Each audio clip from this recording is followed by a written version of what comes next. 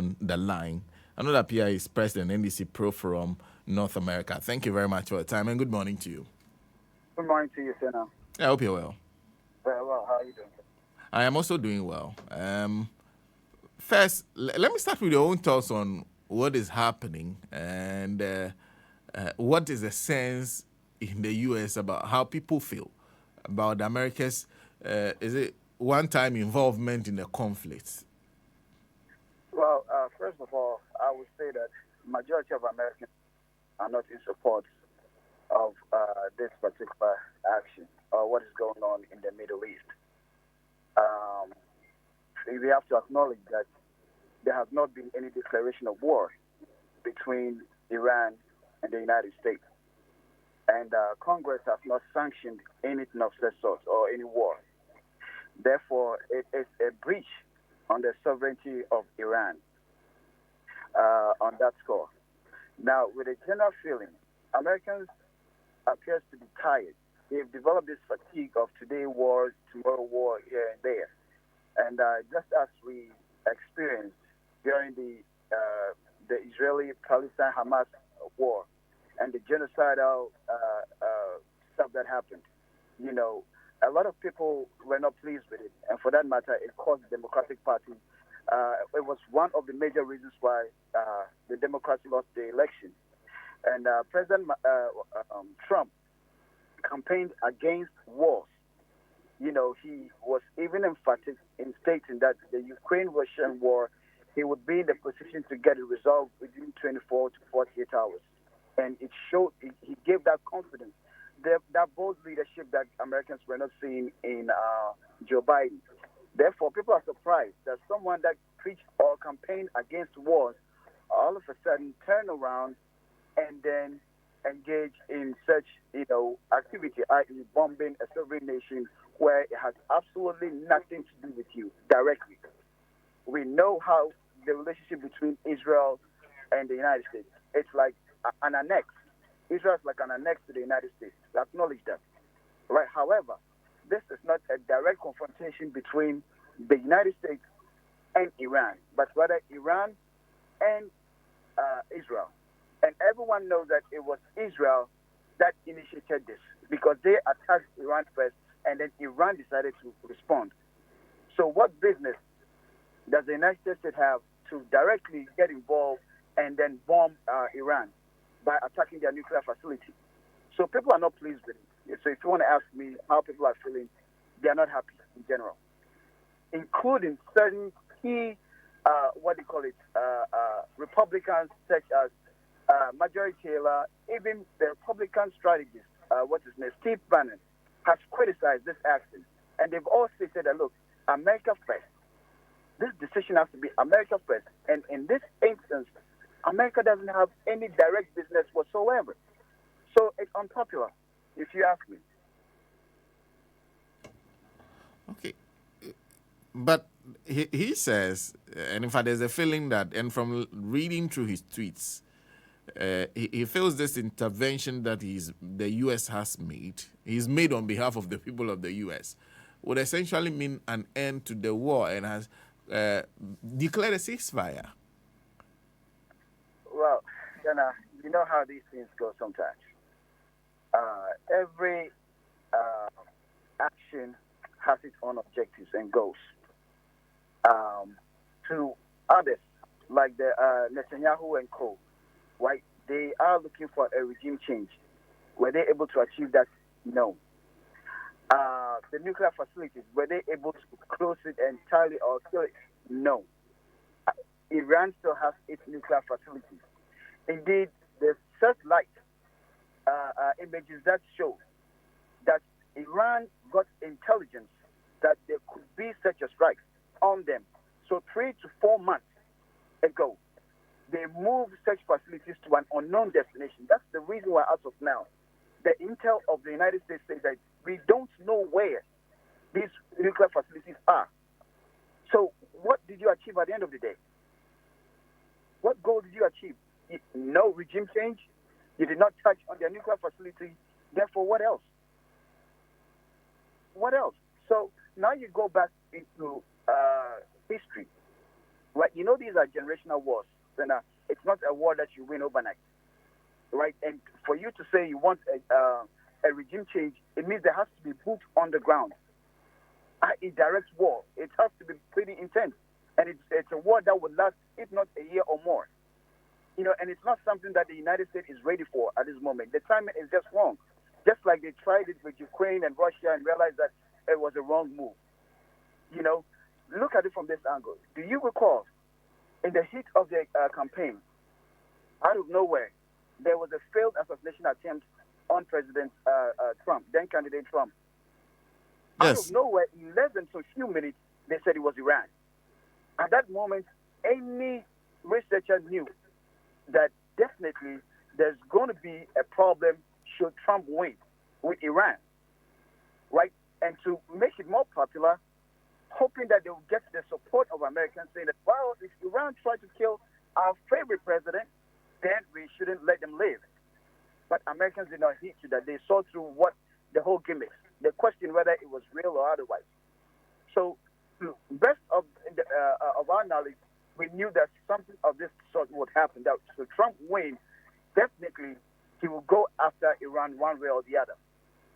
And the thing is this: Bibi Netanyahu, right, blamed the Biden administration for not giving them that full support in terms of all logistics that they needed to continue to do what they did to the Palestinians in Gaza, the genocide, etc., etc. You remember at some point, Biden halted weapon supply to Israel, and Bibi was not pleased with it.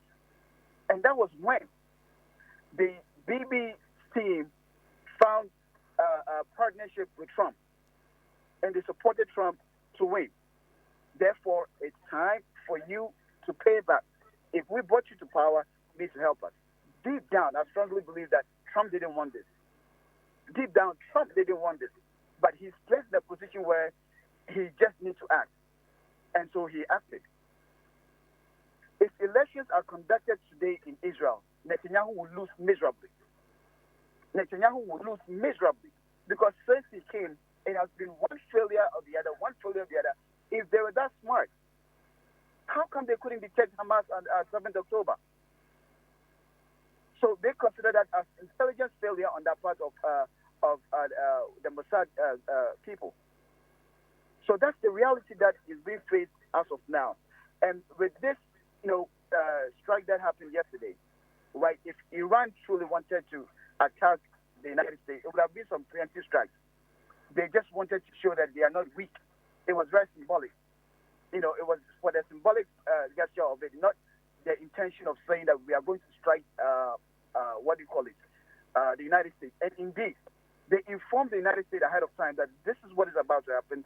We are going to shoot at 14 missiles, 6 at Qatar and other areas, Iraq, etc. And that's exactly what happened. So the United States were aware of it. It just happened that one of the missiles slipped.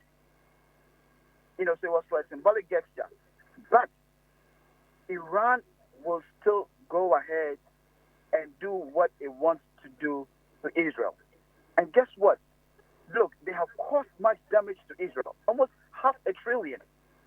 Some of their most intelligent infrastructure has been decimated to a point where now you realize they are calling for truce, right? And the whole thing is you failed. You couldn't take us out in terms of getting the regime out of the way. Our nuclear facility is still intact, even though the propaganda is still going that they're taking it out. We all know it's not exact. So now they say, okay, I want to call our truce. And Iran says that, look, you started it, but we will finish it for you. So it's interesting times. Even though they've called for ceasefire, we're still monitoring, and you could tell that Iran has still struck some parts of Israel. And as to Israel will respond, we are yet to see. Well, Iran is denying that, and of course Israel is also saying they'll respond. But interesting that because I have been watching excerpts from even Fox News, and it looks like the Republican base, and what is famously known as the MAGA base, are not in favor of a U.S. involvement in this conflict. Is that the impression everybody's getting? Yes, that's the impression. Look, Senator, look at the war between the United States and Afghanistan. 20 plus years, right? Trying to overthrow Taliban. after 20 years, hundreds of thousands of people died, millions of dollars, spent, only to hand over back to the Taliban administration. What did you achieve? To a point that where you had to flee and leave your military accoutrement behind. So the Americans have come to realize that, look, we are not really winning wars, and we are starting stuff that costs us more at the end of the day. So the fatigue is there. The base is not pleased with it. And like I said, deep down, Trump wouldn't have gone ahead to do what he did. But the pressure from Netanyahu and co. are the reasons why he had to do what he did. I know. Thank you. Thank you very much for speaking to us. Thank you very much. Well, some updates to give you briefly on this matter, because a few moments ago, you recall when I was telling you about this. Okay, so I think about 31 minutes past 7, the BBC had reported that we just heard from the Israeli military, who says he has identified missiles launched from Iran. It says air defense systems are operating to intercept the threats. And it's telling people to go into shelters and stay there until further notice. The details of the reported missile launch are still unclear. We haven't seen Iran confirm the attack. This comes after Israel said it agreed to the ceasefire. Iran's foreign minister said earlier it will only stop its attack if Israel did same. Then at 8 o'clock, a minute past 8, 8:01, said there's this one that also came in from the BBC again. Israel accuses Iran of violating ceasefire, vows to respond forcefully. Now, listen to this.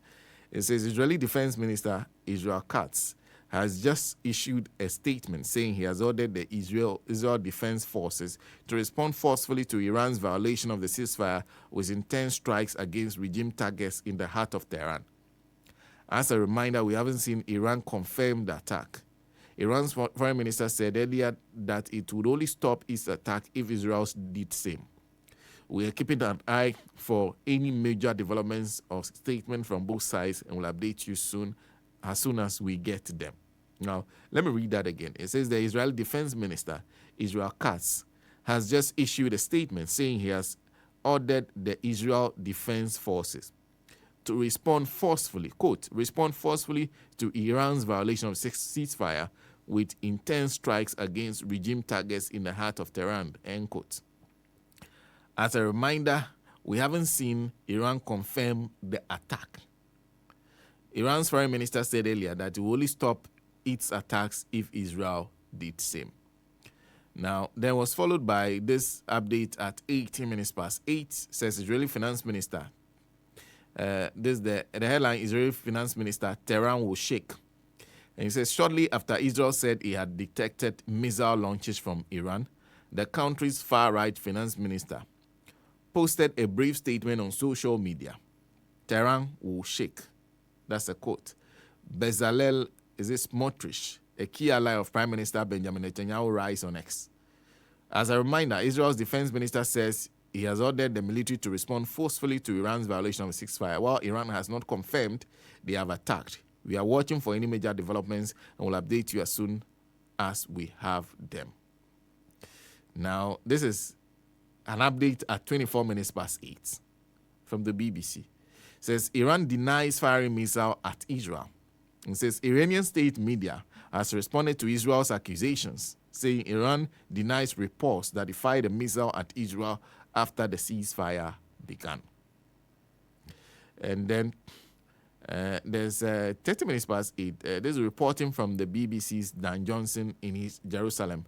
It says around 45 minutes ago, sirens sounded over the northern part of Israel as an incoming missile was successfully intercepted, and people in that part of the country have been given the all clear. But it throws into doubt the ceasefire that hadn't really come into full effect yet. Israel had promised any violation Iran will see a forceful response. Tehran has denied firing missiles at Israel. We don't know how the missile came to be fired, whether it was a mistake or another explanation. But senior government figures view it as a violation of a ceasefire deal. It is certainly an uncertain and tense time for people across Israel. Just as they thought there might be peace coming in the hours, days, and weeks ahead, the air raid sirens sounded once again. Now remember, like the story says, this was intercepted by Israel, so it didn't do any damage to anything in Israel.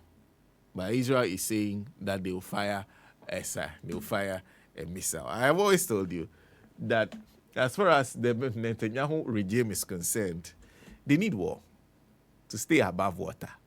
Because anytime war ends, Benjamin Netanyahu has questions to answer within Israel. These questions have been put on hold because it is considered that Israel is at war. So as long as Israel is at war, Benjamin Netanyahu does not get to answer those questions. Question is, what will happen? Would they fire at Iran? With Iran promising that if you fire at me, I'll fire at you. You're saying Iran fired a missile which we intercepted. Iran said, we did not fire the missile. But the promise is still on. If you fire, I'll fire. You said you intercepted the missile didn't do any damage, but you still fire. Well, we'll see what will happen. We'll take a quick break. When we come back, we'll turn to education in Ghana, because there was a picketing yesterday at the Ghana Education Service, because some teachers say since they were recruited 10 months ago, they've not received a penny. We'll be back.